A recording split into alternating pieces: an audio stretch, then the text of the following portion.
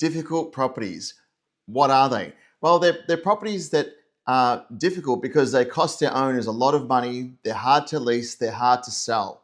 A lot of advice from buyers agents out there would be stay clear of these kinds of listings. But some of these listings are great deals. Some of these listings, if you can repair the difficult part of that property, you can make it a diamond in the rough, something really special, and you can really add value to it. I'm going to talk about two different types of difficult properties. One being an absolute opportunity for buyers where you can get a great deal, and the other, it's something that you should really stay clear of. So how do you spot one of these listings? Well, typically they've been on the market for quite a while. Look for properties that have been sitting out there for longer than 30 days. Check their location. Are they in a noisy spot, a main road?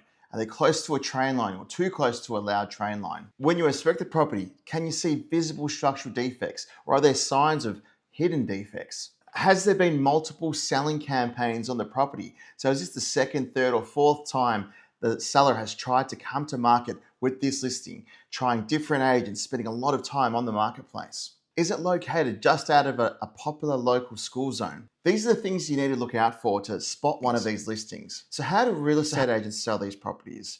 The number one tool they have is playing with their pricing. If they're restricted with that and their owners aren't letting them adjust the price the way they want, you'll see things like them changing photos, different types of photos used for the front page. Every time I see a property on realestate.com that's advertised with a living room as their first photo, I instantly know that this is one of those listings. So the kinds of difficult properties I like to buy are ones where you can kind of manufacture equity through a renovation. So you can change the carpets, add a new kitchen, paint the place, landscape, all this kind of stuff that can really make it feel like a brand new property. And this is really what the marketplace wants all the time. Everybody wants to rent or buy a turnkey property where they need to do nothing and not have to worry about hiring tradesmen or renovating or doing all the headache kind of things an older property can bring. Another common one is the smaller properties that don't accommodate to your typical type of family buyer. So there could be a 3-bedroom, 1-bathroom listing in an inner city area where buyers want more. Buyers want living spaces, multiple bathrooms, built-in robes. A lot of these properties don't have built-in robes. So what I've noticed is that people renovate these listings where they add an extra living area to the back of the property. Old house and a brand new look and feel to it with just extra living spaces and bathrooms. My favorite kind of difficult listing is one where there's been a big mistake made in the advertising. It could be, or it usually is, where owners have had a lot of influence over the pricing of the property, and the selling agent has to respond and listen. Overpriced it, and every buyer in the marketplace is absolutely scared of it. So technically, the only thing that's really wrong with it is the market just hasn't given it a shot yet because they just had the wrong kind of campaign going for it. Now, I've gotten some of the best deals of my career at buying these kinds of properties, and I just think it's something that every buyer should be looking out for. Let's talk about the listings that you should stay clear of, the ones that can't be repaired, where you can't add value, or a mistake hasn't been made in the selling campaign. They have a legitimate thing wrong with them.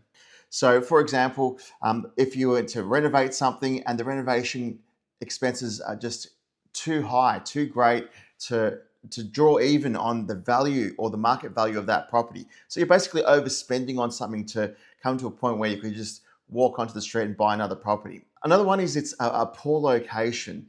Is it out of a really good school zone? Is it too far away from the train station? Is it too close to a train station? Is it too close to a highway? Is there really bad traffic in an area? Is it too close to a commercial estate? These are the things that you cannot fix and you can't change on one of these listings. A difficult property is also one where it could be a good listing, it could be a good buy, but you never repair it. You never fix it, and then you basically try and resell it later on exactly the same way as it was when you purchased it. Now, you're going to experience the same thing that previous owner has, long time on market, a big loss of money over the years on repairs and maintenance rather than a renovation.